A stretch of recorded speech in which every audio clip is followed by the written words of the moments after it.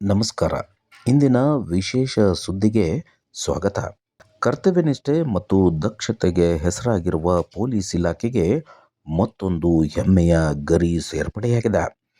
ರಾಜ್ಯದ 48 ಅಧಿಕಾರಿಗಳ ಪೈಕಿ ಅತ್ಯಂತ ಕಠಿಣ ಆಯ್ಕೆ ಪ್ರಕ್ರಿಯೆ ನಂತರ ಕೇವಲ 20 ಅಧಿಕಾರಿಗಳಿಗೆ ಘೋಷಣೆಯಾದ ರಾಷ್ಟ್ರಪತಿ ಪದಕ ಪಟ್ಟಿಯಲ್ಲಿ ನಮ್ಮ ಹೆಮ್ಮೆಯ ಧಾರವಾಡದ ವಿದ್ಯಾಗಿರಿ ಪೊಲೀಸ್ ಠಾಣೆಯ ಇನ್ಸ್ಪೆಕ್ಟರ್ ಮೊಹಮ್ಮದ್ ರಫೀಕ್ ತಹಸೀಲ್ದಾರ್ ಅವರು ಸ್ಥಾನ ಪಡೆದಿದ್ದಾರೆ.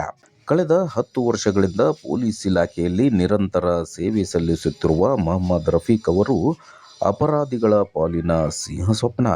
ಕೇವಲ ಪ್ರಕರಣಗಳನ್ನು ದಾಖಲಿಸುವುದು ಮಾತ್ರವಲ್ಲ, ಅವುಗಳನ್ನು ತಾರ್ಕಿಕ ಅಂತ್ಯಕ್ಕೆ ಕೊಂಡೊಯ್ದು ಆರೋಪಿಗಳಿಗೆ ಶಿಕ್ಷೆ ಕೊಡಿಸುವಲ್ಲಿ ಇವರು ಸೈ ಎನಿಸಿಕೊಂಡಿದ್ದಾರೆ. ಹಿಂದೆ ಹುಬ್ಬಳ್ಳಿಯ ಶಹರ ಪೊಲೀಸ್ ಠಾಣೆಯಲ್ಲಿ ಕರ್ತವ್ಯ ನಿರ್ವಹಿಸುವಾಗಲೂ ಕೂಡ ತಮ್ಮ ಚಾಣಾಕ್ಷತನದಿಂದ ಹಲವು ಜಟಿಲ ಕೇಸ್ಗಳನ್ನು ಭೇದಿಸಿದ್ದರು. ಇಂದು ಇವರು 10 ವರ್ಷಗಳ ಪ್ರಾಮಾಣಿಕ ಸೇವೆಗೆ ರಾಷ್ಟ್ರಪತಿ ಪದಕದ ರೂಪದಲ್ಲಿ ಅತ್ಯುನ್ನತ ಮನ್ನಣೆ ಸಿಕ್ಕಿದೆ.